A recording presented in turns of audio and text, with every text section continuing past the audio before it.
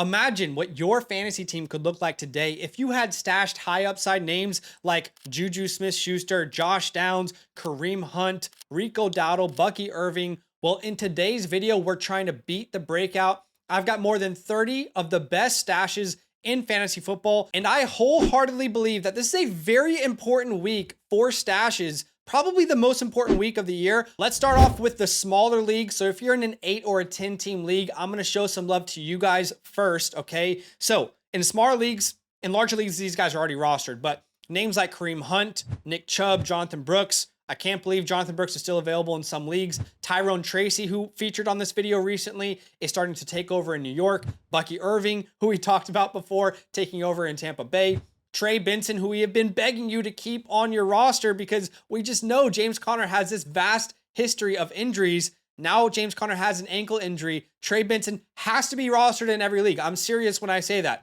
Rico Dowdle, Alexander Mattison. Last week we said, pick up Madison. He's a starting running back. It's not a good offense, but he's a starting running back. People laughed in the comments. Madison goes up and puts 17 points on the board. Tank Bigsby is definitely someone that needs to be rostered. Why am I mentioning that name? Because I saw already yesterday, people dropped Tank Bigsby in 44,000 leagues. Bigsby is about to face the New England Patriots. He's a great spot start this week. Josh Downs, a player that we featured on this video many times. Juju Smith-Schuster, Xavier Legette, and then Jalen Tolbert as well in deeper formats should still be rostered. Brandon Cooks is still on the IR. And Tolbert was dropped in over 88,000 leagues yesterday. Ray Davis and Isaac Orindo. These are not names that we're going to talk about too much on today's video. Why? Because every single waiver wire video has already talked about these guys into oblivion. So clearly these are names that are worth stashing. Okay, so where I would like to go next for this video, and by the way, there are timestamps down below because we got a lot of content to cover. This is the most complete stash video you will find in fantasy football this year. Let's talk about the fallout from the Amari Cooper and Davante Adams trades. So, who are the potential winners for stashes in fantasy football? Well, let's start with the Raiders. No Davante Adams. Jakobi Meyers is an absolute must roster in every single format. Why do I talk about this? Because again, just yesterday, Jakobi Meyers was dropped in 33,000 leagues. He's got to be rostered, guys. Probably going to average about 8 to 9 targets per game. Let's hope Gardner Minshew gets back in there, but that is a serious flex option. And Myers was great last year. As a flex option, he was a top 30 wide receiver. Has to be rostered. Trey Tucker in deeper formats. All right, 12, 14, 16 team leagues. Definitely needs to be rostered. Had an off game, but has been very good with Gardner Minshew. And then let's talk about the Amari Cooper trade. Does Jerry Jeudy benefit? I mean, maybe. I got to be honest, like even in a 12-team league, I'm still not interested. But to anybody out there in deeper formats, I guess you can roster him. Technically, he's the number one, but that offense is so bad, I just don't think there's really much value. Here's what we're going to do. We're going to start with the running back position, then go to wide receivers, then quarterback, tight ends, then defenses, and then deeper league stashes. So starting with the running back position, my number one running back stash this week, which by the way, we talked about on last week's video, hopefully you beat the breakout, is Kamani Vidal. Okay, so all cards on the table. J.K. Dobbins absolutely dominated touches last week. He had 28 total opportunities, and Kamani only had 6. However, it's good to see that Vidal had a role in his first ever NFL game. You can see specifically they used him on early downs, 15 snaps on early downs, and on third downs as well, 4 snaps on third downs. And the reality is Gus Edwards is going on IR. He is not going to be a part of this roster for a while. He didn't look good anyway. He was the least efficient running back in football. And Gus Edwards does not give you what Vidal does, the juice, but more importantly, as a pass catcher. So I think Vidal has already cleared Gus Edwards in my personal opinion. And I don't wish this on J.K. Dobbins, but he has a massive injury history. I mean, it is a laundry list of injuries. Let's have a look at it, right? In 2016, when he was in college, he fractured his fibula. Then in 2021, his first year in the NFL, ACL tear, and also an LCL tear, and then also a hamstring tear. He also tore his Achilles in 2023. I mean, the guy has been injured more than any player should ever be injured in their entire career already. And if Kamani gets a shot, he has a history of being a workhorse, at least at Troy, who, yes, Sun Belt Conference, but over 4,000 career yards, over 33 touchdowns, 700 receiving yards throughout his career. definitely can handle the workload and a pretty good rushing offense over there in Los Angeles. The second name that you've got to stash, Blake Corum. Okay, look, I get it. You've been waiting on Blake Corum to do something. But friendly reminder, I'm begging you to hear me here. Last week, we were on this video begging you to stash Kamani Vidal because there is something that we know called the post-bye rookie bump. For whatever reason, it happens every year.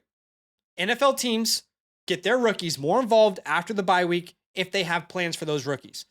Okay, so this is a free ad for some of you, a part of a very good offense. And in week 5, because they were on bye last week, but in week 5, we finally got to see Corum get some action. He played 14% of the snaps, 6 total touches. And honestly, he looked great on those touches, averaged over 5 yards per carry, also got some goal line opportunity. He had 2 out of 7 goal line opportunities. Remember, guys, this player, Blake Corum, was an absolute monster on the goal line for Michigan in the past 3 or 4 years. He's had 56 rushing touchdowns at Michigan, one of the best goal line running backs in all of college football in the last decade.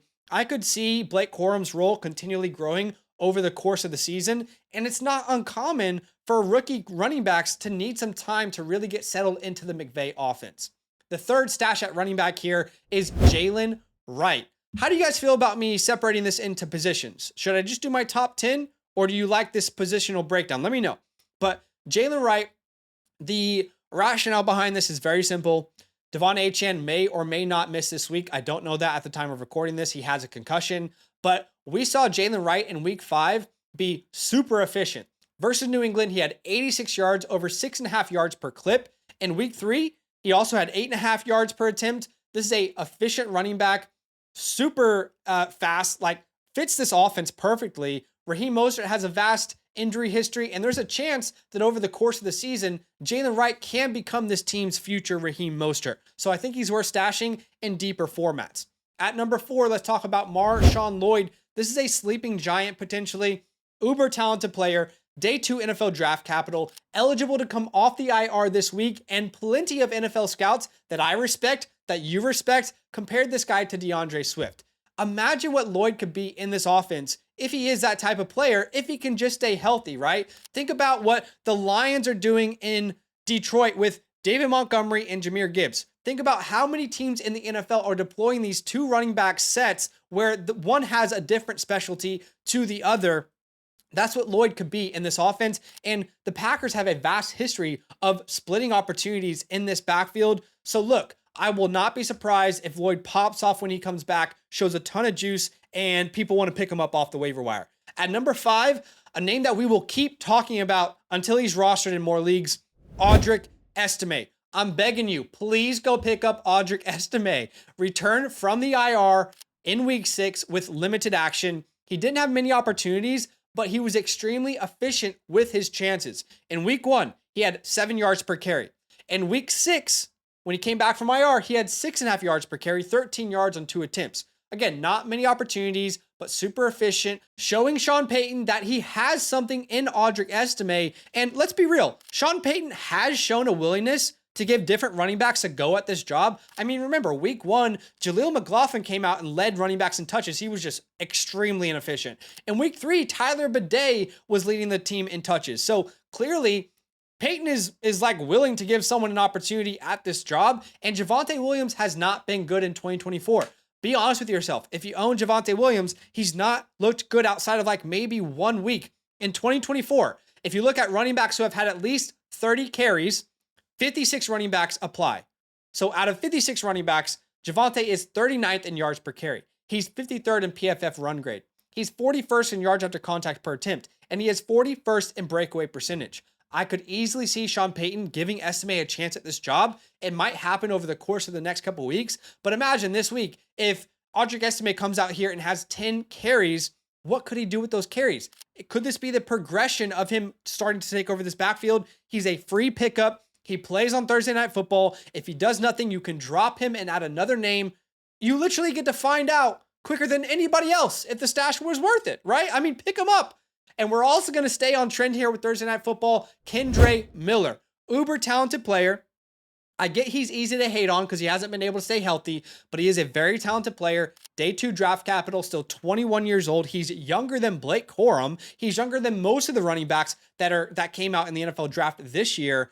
Last time Kendre Miller was healthy, he started for the Saints, and that was versus the Falcons in the last game of the year in 2023.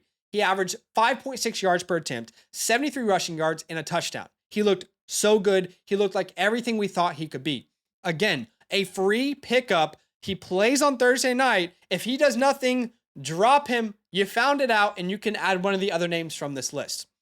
Okay, let's move on to the wide receiver position. If you're looking to stash wide receivers, let's talk about Jalen Polk and Kayshon Boutte to start the video. So, you know a lot about Jalen Polk. So let me just quickly talk about Kayshon Boutte. If you don't know, Boutte was drafted out of LSU, was a former 5-star recruit. He and Malik Neighbors were battling for targets earlier on in their careers. And he was always a super talented name, but he just kind of fell apart in the NFL draft. But here's the good news for Kayshon Boutte. If you look at the snap distribution last week, Kayshon Boutte led the team in snaps, 55 out of 66. He led the team in routes run, and he was tied with Jalen Polk for 3 targets. So Boutte is definitely someone that you should stash in deeper formats. In fact, sometimes people comment on a video and they're like, all these guys are rostered. You cannot honestly tell me that Kayshon Boutte is rostered in your league.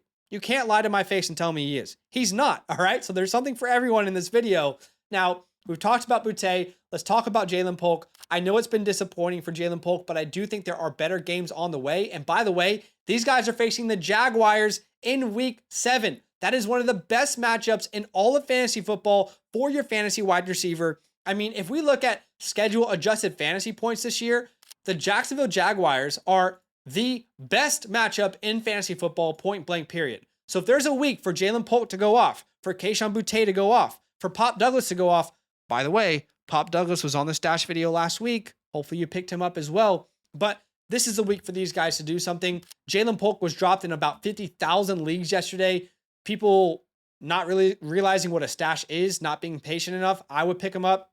And if you look at the New England Patriots offense, in the first 5 weeks, they were averaging 11 points per game offensively.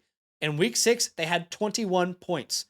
Already a season high for them in Drake May's first start. And we know Jalen Polk has that round 2 draft capital. Round 2 to 3 wide receivers make huge impacts in their rookie season. You can see there's a huge list in the last couple of years that have done so.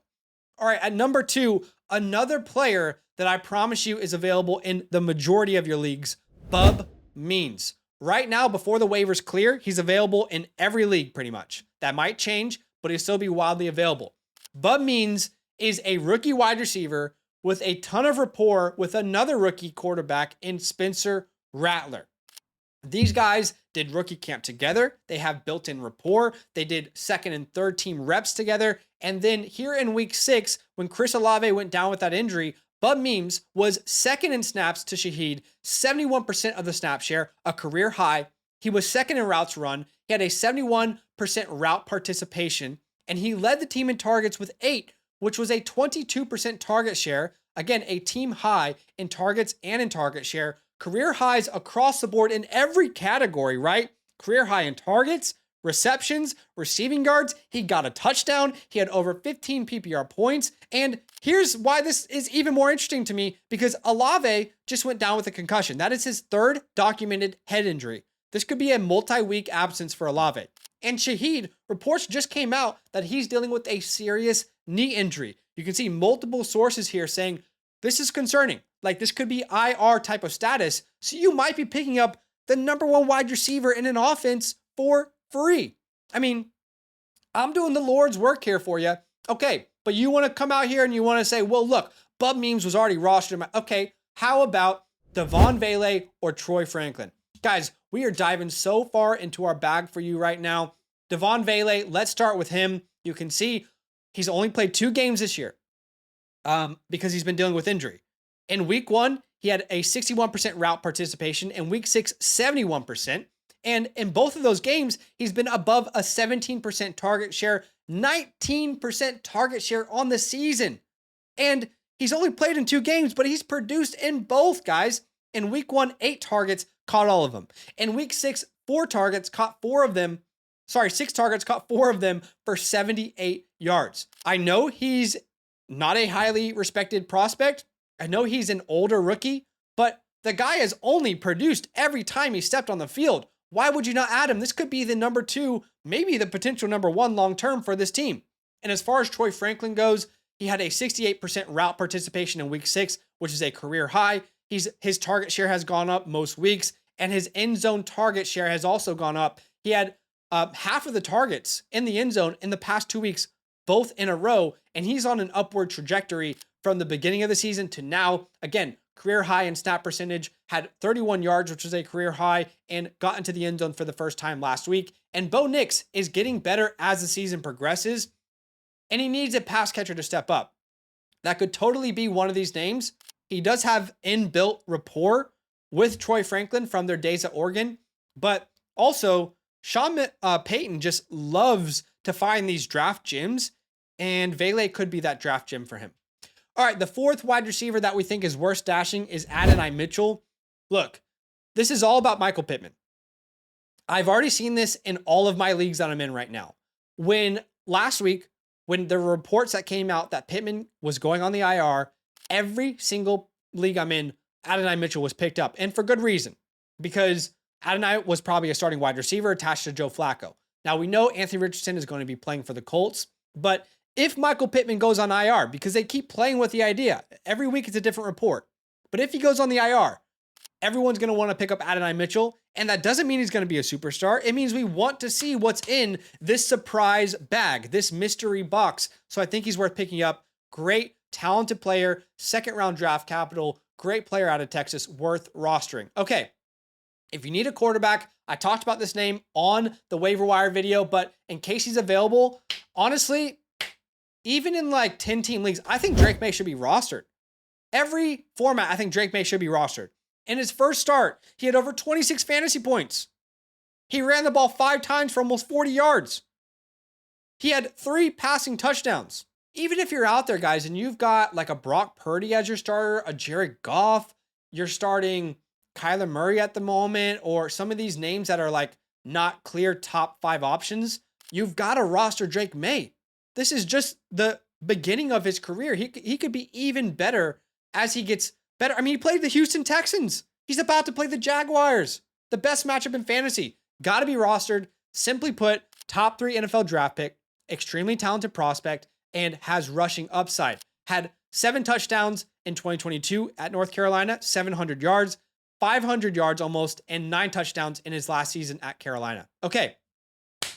I'm going to talk about a tight end that nobody's talking about. Like, I'm not even kidding you when I say this. I haven't heard anyone talk about this name. Ja'Tavion Sanders, the kid out of Texas, the rookie, his utilization keeps moving up and up and up every single week. You can see his route participation in weeks 5 and 6 were career highs, 74 and 73%. His target share in week 6 was 19%. Guys, if the Panthers stick with Andy Dalton, a tight end that gets almost 20% of the target share, that is definitely something that I want to roster to see what he could be. A rookie tight end, super talented, and he's getting 16% of the air yards in week 6. Definitely want to roster him. This team plays Washington. They're huge underdogs. I think Sanders could have a breakout game, and his targets have gone up each of the last 2 weeks.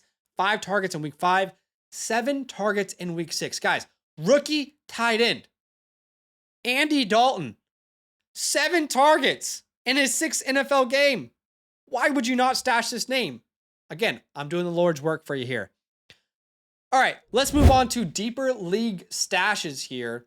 If you're in a league that, let's say, is 12 to 14 to 16 team, then these are the players that you should focus on. At quarterback, 3 names, Tua tags. If anyone dropped him, he's going to be a great starting option with great weapons when he comes back. Spencer Rattler in Superflex leagues and Jameis Winston in Superflex leagues as well.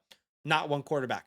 Now, for the wide receiver spot, Michael Wilson and Greg Dortch, great names to add if you need a spot start because Marvin Harrison Jr. might miss this game with the concussion. Rashad Bateman in deeper formats sneakily has been actually pretty good. He's looked good. He's had decent fantasy performances. Noah Brown had 8 targets last week for the Commanders. Jalen Coker, deep into our bag. We're diving here, but a dynasty darling, guy who's getting more and more snaps, has already overtaken Jonathan Mingo. Roman Wilson is going to have his chance to shine. Ricky Pearsall's coming off the IR.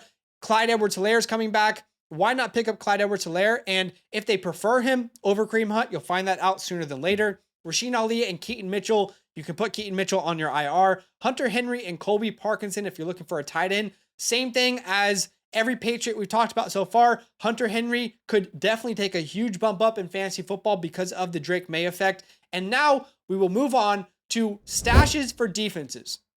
If you've got a free spot and you want to stash a high upside defense in week 8, the Ravens at the Browns. The Browns give up the most points to opposing defenses.